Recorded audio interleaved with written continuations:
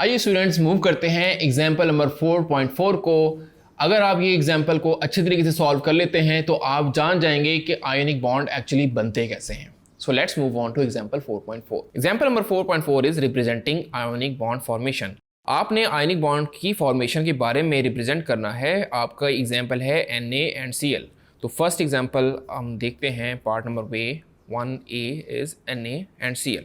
याद रखिए student, sodium अपना इलेक्ट्रॉन लूज करता है। सोडियम का एटॉमिक नंबर होता है 11 और इसके बारे में हमने प्रीवियस लेक्चर में पढ़ा कि सोडियम के ऊपर चार्ज आएगा +1 अपना एक इलेक्ट्रॉन लूज करके।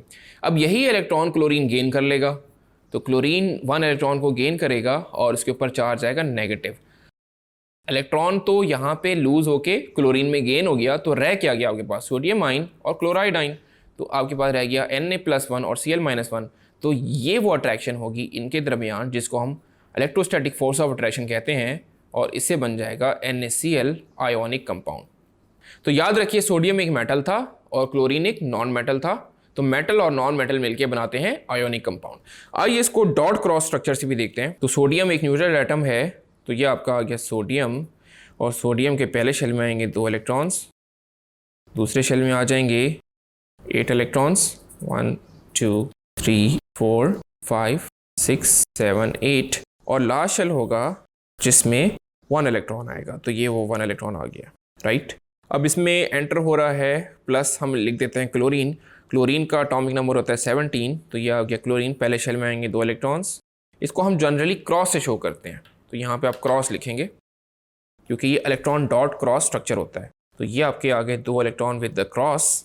फिर सेकेंड शेल होगा जिसमें आएंगे 8 electron complete, show it with cross, 1 2 3 4 5 6 7 8, और लास्ट शेल होगा क्लोरीन का भी जिसमें आएंगे 7 इलेक्ट्रॉन्स। तो आप यहाँ पे लिख लें 1 2 3 4 5 6 एंड 7। अब होगा क्या? होगा ये कि ये जो लास्ट इलेक्ट्रॉन है यहाँ से सोडियम से हुआ था लूज और क्लोरीन में हुआ था गेन, तो आप इसको कुछ ऐसे करके शो करेंगे कि ये इलेक्ट्रॉन एंटर हो रहा है क्लोरीन के पास। तो क्लोरीन का देखिए जो एक इलेक्ट्रॉन सिंगल था वो पेयर हो जाएगा और टोटल इसमें 8 इलेक्ट्रॉन आ जाएंगे और इसका ऑक्टेट कंप्लीट हो जाएगा। तो इसको हम नेक्स्ट उसमें एरो यूज़ करेंगे, एरो लगाएंगे, और एरो के बाद आप लिखेंगे कुछ ऐसे करके आपकी फाइनल स्ट्रक्चर बनेगा सोडियम का। क्योंकि ये शेल ख़त्म हो जाएगा, ऑक्टेट इसका कंप्लीट हो जाएगा और इसके बाद +1 चार्ज आएगा, तो आप उसको कुछ यूँ लिखेंगे।